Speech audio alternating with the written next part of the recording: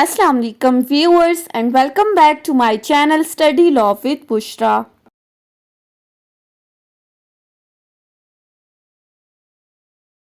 So we were discussing Civil Procedure Code 1908. We have discussed up till section 35.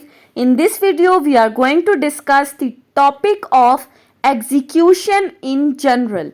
But before starting the discussion, I request you all to please subscribe to my channel and don't forget to press the bell icon for latest updates. Do share this video with your friends and don't forget to comment your feedback. So let's move towards the discussion. The topic of execution is explained from section 36 till section 46 of CPC 1908. हम one by one in sections को discuss करेंगे कि एक decree की execution किस तरह से कराई जाती है और एग्जीक्यूशन के साथ जो हमारा ऑर्डर डील करता है वो ऑर्डर 21 है. सो स्टार्ट करते हैं सेक्शन 36 से. सेक्शन 36 डील करता है एप्लीकेशन टू द ऑर्डर. अब इस सेक्शन में क्या कहा गया है? The provisions of this code relating to the execution of decrees shall so far as they are applicable be deemed to apply to the execution of orders. अब section 36 कहता है कि इस कोड की जितनी भी प्रोविजंस हैं, इस सीपीसी की जितनी भी प्रोविजंस हैं जो कि एग्जीक्यूशन ऑफ डिक्री के साथ रिलेटेड हैं, अब चाहे वो ये सेक्शंस हैं जो हम अभी डिस्कस करेंगे या हमारा जो ऑर्डर 21 है, अब ये जितनी भी प्रोविजंस हैं ये एग्जीक्यूशन ऑफ डिक्री में तो एप्लीकेबल हैं, लेकिन इसके साथ साथ कोर्ट की तरफ से कोई भी ऐसा ऑर्डर जो पास किया गया हो जिस ऑर्डर को हम एग्जीक्यूट करा सकते हैं, जिसकी एग्जीक्यूशन हो सकती है, तो उस ऑर्डर की एग्जीक्यूशन के लिए भी यही प्रोविजंस एप्लीकेबल होंगी. यानी कि डिक्री पर तो एप्लीकेबल हैं, लेकिन जहां ऑर्डर को एग्जीक्यूट कराने की बारी आएगी तो वहां पर भी हम इन्हीं प्रोविजंस को, इसी कोड की प्रोविजंस को अप्लाई करेंगे. सो सेक्शन 36 सिंपल सी बात थी कि जो एग्जीक्यूशन ऑफ डिक्री पर प्रोविजंस एप्लीकेबल हैं वही एग्जीक्यूशन ऑफ द ऑर्डर्स पर भी एप्लीकेबल होंगी. उसके बाद आ जाते हैं सेक्शन 37 के ऊपर. अब सेक्शन 37 किसको डील करता है?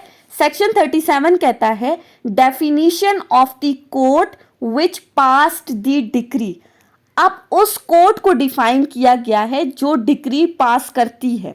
सेक्शन 37 क्लॉज 1 हमें क्या कह रही है? The expression the court which passed a decree or words to that effect shall in relation to the execution of the decrees unless there is anything repugnant in the subject or context be deemed to include. अब इस section की clause 1 कहती है कि ये जो expression, जो word है court which pass the decree, यानी कि ऐसी कोर्ट जिसने डिक्री पास की है वही कोर्ट बाद में एग्जीक्यूटिंग कोर्ट बन जाएगी. और उस एग्जीक्यूटिंग कोर्ट में फिर हमारे पास क्या क्या इंक्लूड होगा ये फर्दर इस सेक्शन में बताया गया है, डिफाइन किया गया है. सो पहली चीज पार्ट ए क्या कह रहा है? Where the decree to be executed has been passed in the exercise of appellate jurisdiction, the first instance. अब पहली क्लॉज में क्या बात की गई है? सिंपली हमने क्या कहा था? ऐसी कोर्ट जिसने डिक्री पास की वही एग्जीक्यूटिंग कोर्ट बन जाएगी. सो लेट्स सपोज अगर तो डिक्री पास की है किसी सिविल कोर्ट ने, तो आप उस डिक्री की एग्जीक्यूशन भी कहाँ करवाओगे? उसी सिविल कोर्ट के अंदर. लेकिन इस क्लॉज में कहा गया है कि अगर तो डिक्री किसी एपिलेट कोर्ट ने पास की है ड्यूरिंग द अपील, आपने अपील फाइल की और उस अपील के फैसले के बाद अगर किसी एपिलेट कोर्ट ने कोई डिक्री पास की है तो क्या वो एपिलेट कोर्ट हमारी एग्जीक्यूटिंग कोर्ट होगी? नहीं, बल्कि ट्रायल कोर्ट जिसमें ये सूट पहले चलाया गया था, जिस कोर्ट में इसका ट्रायल चला है, वही ट्रायल कोर्ट जो हमारी कोर्ट ऑफ फर्स्ट इंस्टेंस है वही हमारी एग्जीक्यूटिंग कोर्ट होगी. एपिलेट कोर्ट कभी भी जो एग्जीक्यूटिंग कोर्ट है वो नहीं होगी. Secondly, where the court of first instance has ceased to exist or to have jurisdiction to execute it, the court which if the suit wherein the decree was passed was instituted at the time of making the application for execution of decree would have the jurisdiction to try such suit. अब अगर आप इसकी बेयरक्ट language को देखें तो ये थोड़ी सी difficult है, लेकिन अगर हम सिंपली इसको समझें तो इस क्लॉज में कहा गया है कि जहां पर हमारी ट्रायल कोर्ट खत्म हो गई है या उस ट्रायल कोर्ट की जुरिस्डिक्शन नहीं रही किसी केस को सुनने की, तो फिर ऐसी कोर्ट जिसमें हम पहले अपना ये सूट इंस्टीट्यूट कर सकते थे, उसी कोर्ट में जाकर हम एप्लीकेशन फाइल करेंगे एग्जीक्यूशन के लिए। फिर वो कोर्ट हमारी इस डिक्री को एग्जीक्यूट करेगी। अब इसी चीज़ को अगर हम एग्जाम्पल से समझेंगे तो हमें ज़्यादा क्लियर हो जाएगा। फॉर एग्जाम्पल, एक एरिया है जिसमें हमारे पास 2 सिविल कोर्ट्स हैं और उन दोनों सिविल कोर्ट्स की सेम जुरिस्डिक्शन है। लेट्स सपोज हमने एक कोर्ट में सूट फाइल किया, उस कोर्ट ने डिक्री पास कर दी उस सूट से रिलेटेड, उसके बाद वो कोर्ट ख़त्म हो गई। तो इसके बरअक्स जो दूसरी कोर्ट थी जिसकी सेम जुरिस्डिक्शन थी, जिसमें हमारे पास अपॉर्चुनिटी थी कि हम उस कोर्ट के अंदर भी सूट इंस्टीट्यूट कर सकते थे, तो ऐसी सूरत में इस डिक्री की एग्जीक्यूशन के लिए हम एप्लीकेशन इस दूसरी सिविल कोर्ट में करेंगे जिसके पास सेम जुरिस्डिक्शन थी इस सूट को सुनने की। यानी कि जहां हमारे पास अपॉर्चुनिटी थी कि हम इस कोर्ट में भी सूट फाइल कर सकते हैं, तो अब जब डिक्री की एग्जीक्यूशन की बारी आएगी तो हम इस कोर्ट में एप्लीकेशन देंगे। सो सेक्शन 37 डिफाइन करता है कोर्ट को किस तरह से कि वो कोर्ट जो डिक्री पास करेगी वही हमारी एग्जीक्यूटिंग कोर्ट होगी। सिविल कोर्ट ने डिक्री पास की है तो एग्जीक्यूशन भी सिविल कोर्ट में होगी। एपिलेट कोर्ट कभी भी एग्जीक्यूटिंग कोर्ट नहीं बन सकती। सो जहां पर सेकेंडली ट्रायल कोर्ट की जुरिस्डिक्शन खत्म हो गई है या वो ट्रायल कोर्ट ही खत्म हो गई है, तो ऐसी कोर्ट जिसमें हम अपना पहले सूट इंस्टीट्यूट कर सकते थे, वहीं पर अब उस डिक्री की एग्जीक्यूशन भी कराई जाएगी। ये था सेक्शन 37। उसके बाद आ जाते हैं सेक्शन 38 के ऊपर। अब सेक्शन 38 क्या कहता है? कोर्ट बाय विच डिक्री में बी एग्जीक्यूटेड। अब सेक्शन 38 में कहा गया है कि ऐसी कोर्ट जिससे हम अपनी डिक्री को एग्जीक्यूट करा सकते हैं वो कौन सी कोर्ट है।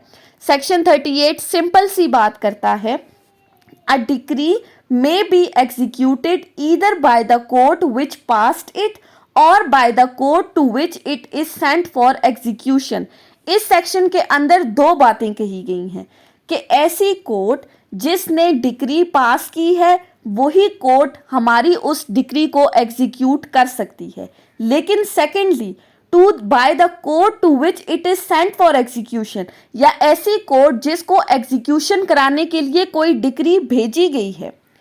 पहली बात, जिस कोर्ट ने डिक्री पास की वो तो एग्जीक्यूटिंग कोर्ट बन जाएगी, जनरल रूल है, हम बाकी सेक्शन से देखते आ रहे हैं।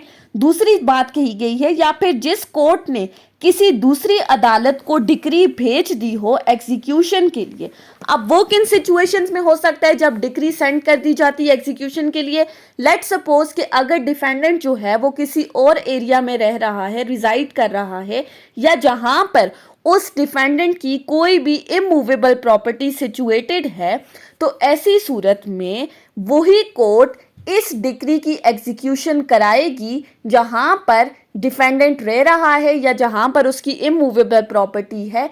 इन जगहों की कोर्ट को डिक्री एग्जीक्यूशन के लिए भेजी जाएगी उस कोर्ट की तरफ से जिसने डिक्री पास की है, और जब इस कोर्ट को डिक्री भेज दी फिर ये कोर्ट इसकी एग्जीक्यूशन बिल्कुल उसी तरीकाकार के मुताबिक करेगी जैसे उसने खुद ये डिक्री पास की है। तो सेक्शन 38 क्या कहता है? कौन सी कोर्ट जिससे हम डिक्री को एग्जीक्यूट करा सकते हैं? पहली बात, जिसने डिक्री पास की। सेकेंडली, वो कोर्ट जिसको एग्जीक्यूशन के लिए डिक्री भेजी गई है।